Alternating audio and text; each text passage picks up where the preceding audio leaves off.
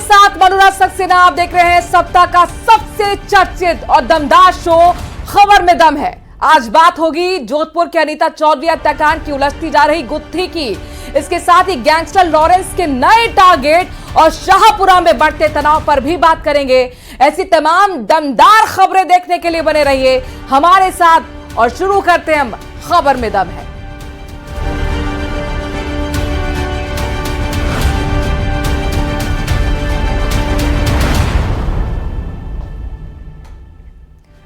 बहुचर्चित अनीता चौधरी हत्याकांड में 19 दिन बाद भी पुलिस के हाथ खाली हैं।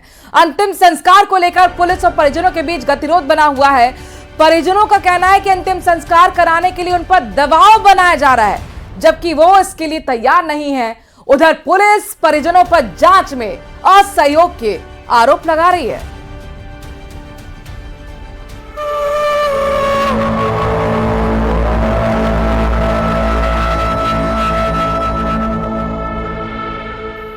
बहुचर्चित अनीता चौधरी मर्डर केस की गुत्थी ज्यों की त्यों बनी हुई है।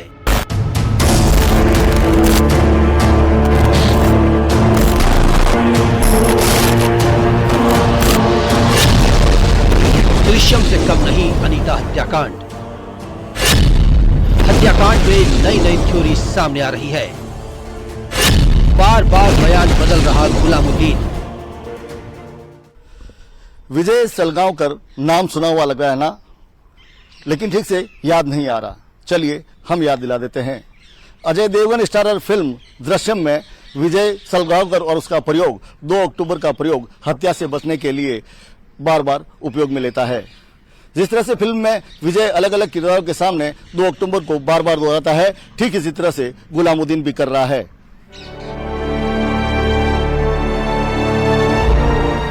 दृश्यम में जिस तरह अजय देवगन ने मारे गए युवक के शव को अपने घर के गार्डन में दफनाकर पुलिस को गुमराह किया था, ठीक उसी तरह से अनीता चौधरी मर्डर केस का मुख्य आरोपी गुलामुद्दीन जोधपुर पुलिस को हलकान किए हुए है। पुलिस की माने तो आरोपी गुलामुद्दीन एक साइको किलर है। वो अंकल बनकर अनीता से फोन पर बात करता था और अपने साथ राजस्थानी ड्रेस लाने को भी कहा था। गुलामुद्दीन ने 27 अक्टूबर की रात अनीता को शरबत में नींद की गोलियां दी। इसके बाद गुलामुद्दीन ने अनीता का मंगलसूत्र और 3 अंगूठियां ले ली।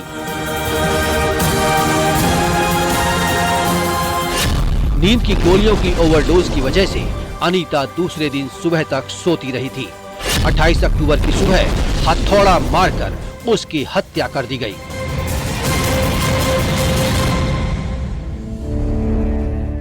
अनीता की हत्या के बाद गुलामुद्दीन पास में बैठकर कपड़ों को प्रेस करने लग गया। उसे डर था क्योंकि दिवाली की वजह से उसे लोगों को कपड़े समय पर देने थे। पुलिस ने बताया कि अनीता की हत्या के बाद गुलामुद्दीन डाली भाई चौराहे पर गया और वहां से जेसीबी लाकर गड्ढा खुदवाया। आसपास के लोगों को उसने बताया कि उसे पाइप लाइन डालनी है, इसलिए वो गड्ढा खुदवा रहा है।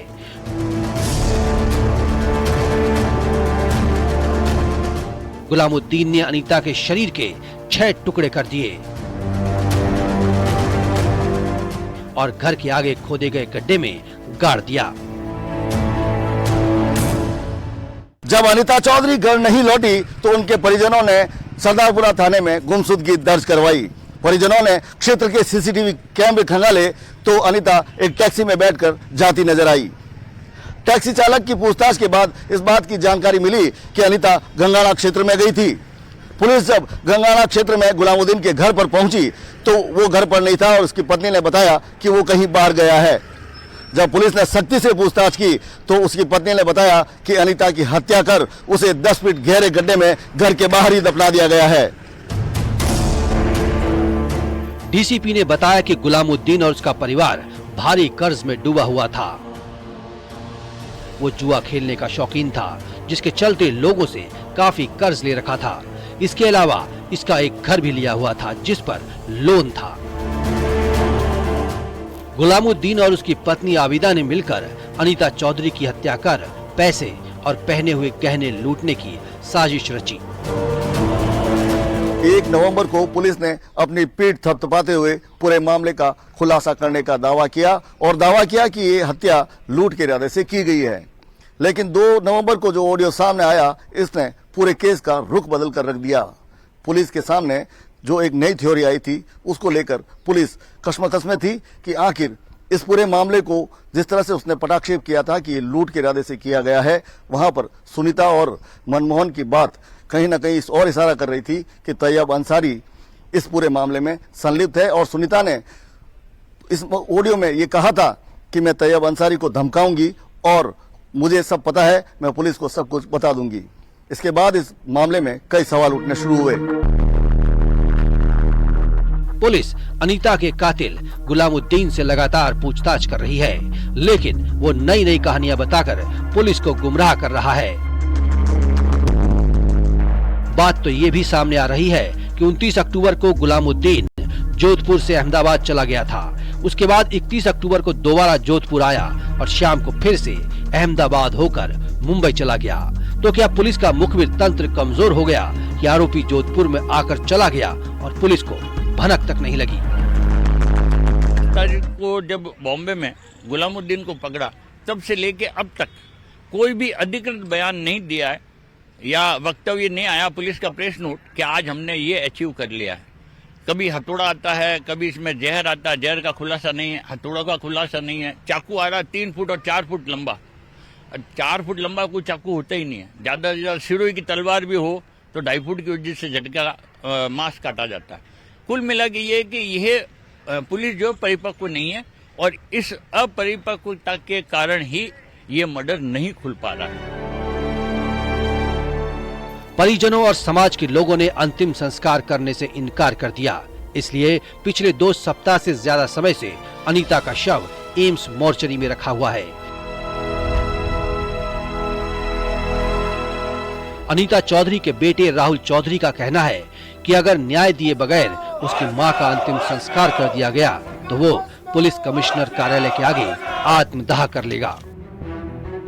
और जो पुलिस कल भी हमारे यहाँ पे आके हमें जोर जबरदस्ती से सब कुछ करवाना चाहती थी कि क्रियाक्रम वगैरह हम कर दे, बट जब तक मेरे माता जी को न्याय नहीं मिलेगा, सीबीआई जांच और हमारी मांगे पूरी नहीं होगी, जब तक हम अंतिम संस्कार नहीं करेंगे। और पुलिस ने अगर जबरदस्ती अंतिम संस्कार करा दिया मेरी माता जी का, तो मैं पुलिस कमिश्नरेट के सामने आत्मदाह कर लूंगा।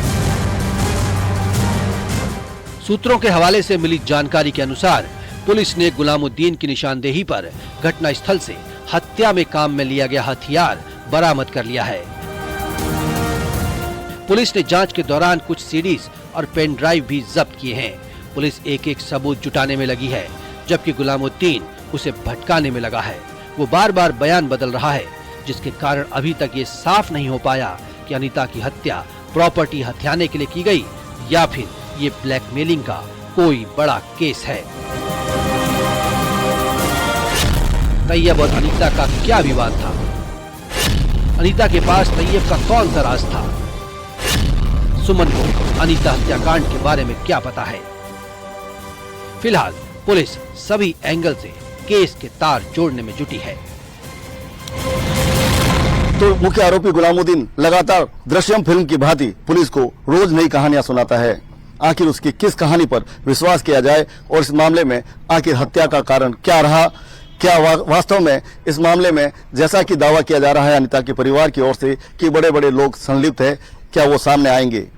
कहीं ना कहीं पुलिस लगातार जांच कर रही है, वहीं परिवार सीबीआई से मामले की जांच की मांग पर अड़ा हुआ है और फिलहाल कुड़ी धरने पर बैठा है। कैमरामैन समीर खान के साथ चंद्रशेखर व्यास, न्यूज 18 राजस्थान, जोधपुर। श्रद्धा वॉकर हत्याकांड के आरोपी आफ्ताब पूनावाला लॉरेंस गैंग की रडार पर है और इसके चलते तिहाड़ जेल प्रशासन ने आफ्ताब पूनावाला की सुरक्षा को लेकर अलर्ट जारी कर दिया है। जानकारी के मुताबिक आफ्ताब पूनावाला 4 नवंबर से जेल में बंद है। आफ्ताब ने दिल्ली में श्रद्धा वॉकर की हत्या के बाद उसके शव के 35 टुकड़े कर दिए थे। खबर है कि लॉरेंस गैंग ने आफ्ताब के 70 टुकड़े करने का प्लान बनाया है।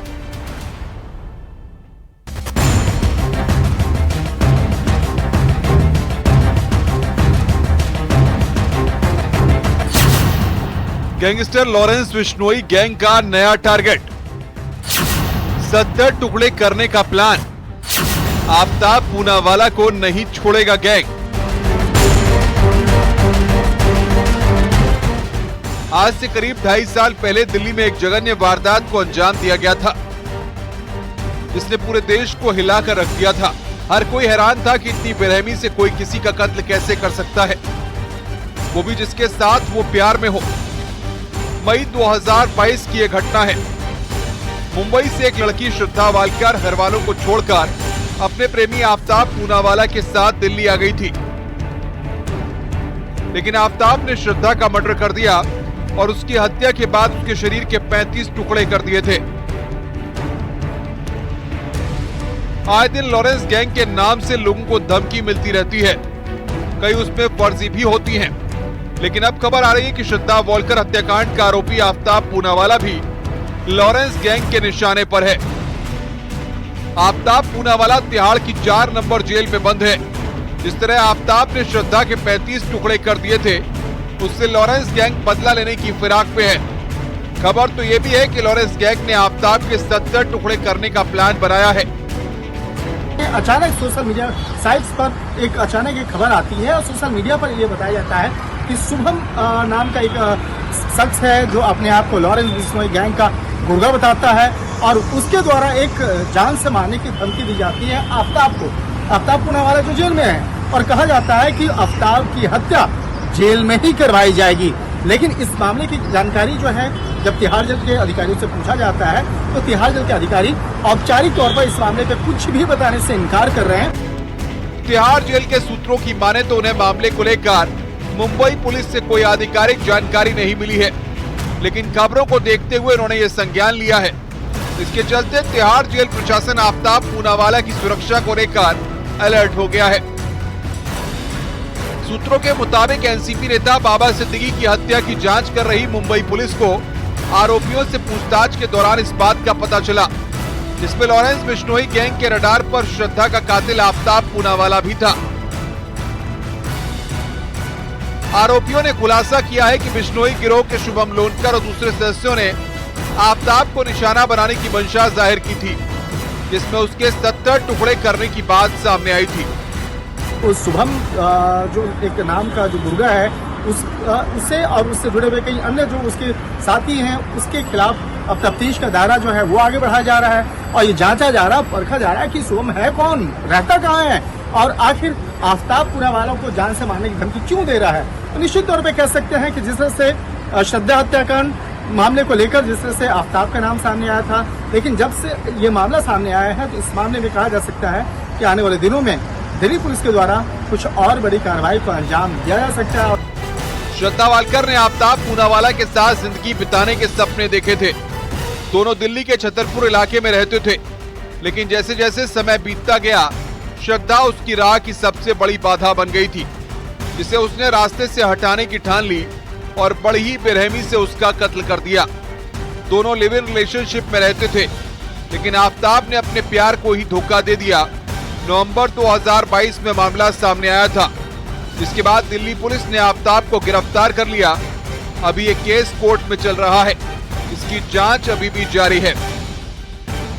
इस मामले में जिस तरह से साउथ दिल्ली के छतरपुर इलाके में एक घर से श्रद्धा की कई टुकड़ों में उसकी बॉडी जो है वो पार्ट्स वो बरामद किया गया था और इस मामले में जब तफ्तीश की गई थी तब आफताब पूनावाला जो श्रद्धा वालकर का रूममेट था, उसके साथ रहता था, उसका बॉयफ्रेंड था और उसके साथ में काफी समय से रह रहा था, लेकिन किसी बात को लेकर अनबन हुई और उसके बाद आफताब ने ही श्रद्धा हत्याकांड को अंजाम देने के बाद श्रद्धा के कई टुकड़े करने के बाद उसके बॉडी पार्ट्स को फ्रीज में डाला और फ्रीज में डालने के बाद कई अलग अलग दिनों में जाकर के उसके बॉडी पार्ट्स को पास के ही जंगल में फेंकता रहा था। बॉलीवुड के स्टार सलमान खान के घर फायरिंग हो या फिर बार बार उन्हें मिलती धमकी, सलमान लॉरेंस गैंग के टारगेट पर हैं, जिससे उनकी सुरक्षा बढ़ाई गई। उनको Y+ श्रेणी की सुरक्षा मिल रही है। वहीं बाबा सिद्दीकी की हत्या के मामले में गिरफ्तार आरोपियों की संलिप्तता लॉरेंस गैंग के साथ पाई गई थी। इतना ही नहीं, पिछले कुछ दिनों से धमकी देने का सिलसिला चल पड़ा है। यूपी की कई जगहों पर लॉरेंस गैंग के नाम से धमकी दी गई है। जिनमें कई पूरी तरह से फर्जी निकली हैं। लेकिन सुरक्षा एजेंसियां अलर्ट पर हैं। अब लॉरेंस की हिट लिस्ट में श्रद्धा वालकर की हत्या के आरोपी आफ्ताब के टारगेट पर होने की बात कही जा रही है, जिससे दिल्ली की तिहाड़ पुलिस अलर्ट पर आ गई है। दिल्ली से न्यूज़ 18 के लिए शंकर आनंद के साथ ब्यूरो रिपोर्ट।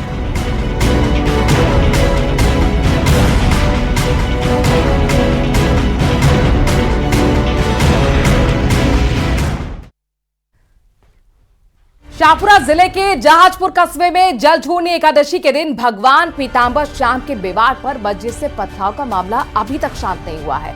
विवाद पर पथराव की घटना के 2 महीने बाद भी हिंदू संगठनों की मांगों पर कोई एक्शन नहीं होने से नाराज पीतांबर श्याम संघर्ष समिति ने एक बार फिर आंदोलन का बिगुल बजा दिया है। ये रिपोर्ट देखिए।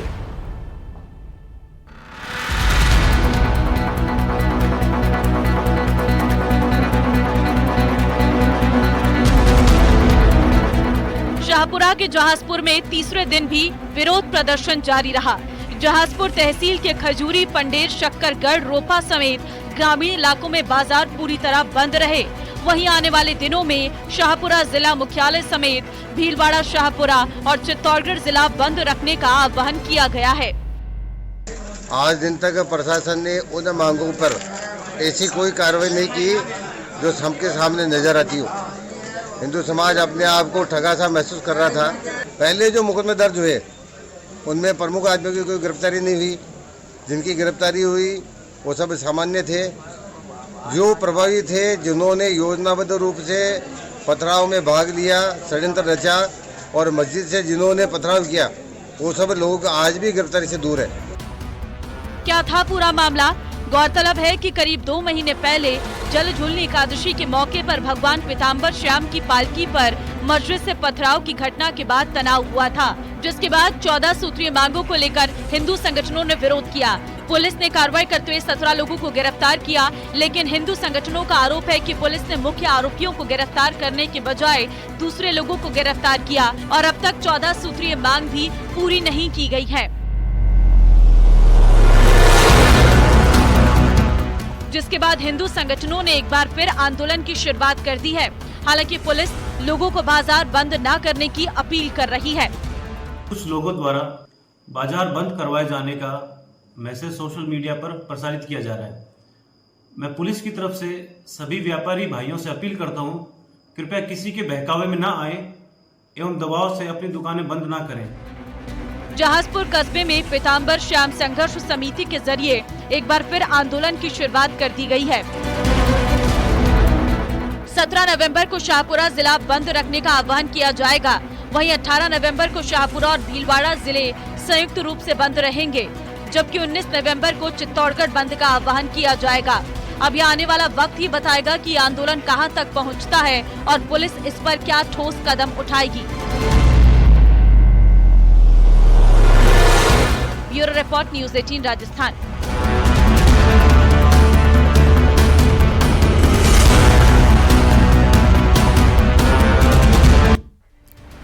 महाराष्ट्र के चुनावी दंगल में वोट जिहाद की एंट्री होते ही इस पर महाराष्ट्र से लेकर दिल्ली तक संग्राम शुरू हो गया है। मुस्लिम पर्सनल लॉ बोर्ड के प्रवक्ता का जो वीडियो सामने आया है वो और भी हैरान करने वाला है। इस वीडियो में बीजेपी के वोट देने वाले मुसलमानों के बायकॉट की बातें हो रही हैं और अब इस पूरे मामले को लेकर बीजेपी चुनाव आयोग के चौखट पर पहुंच गई है।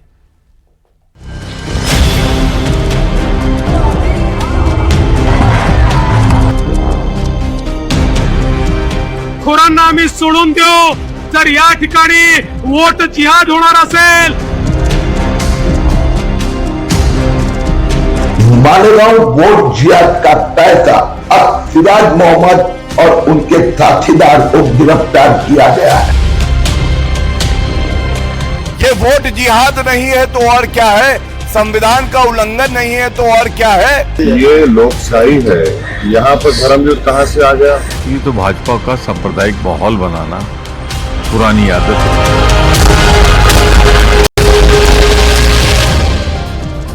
महाराष्ट्र में कौन कर रहा है वोट जिहाद?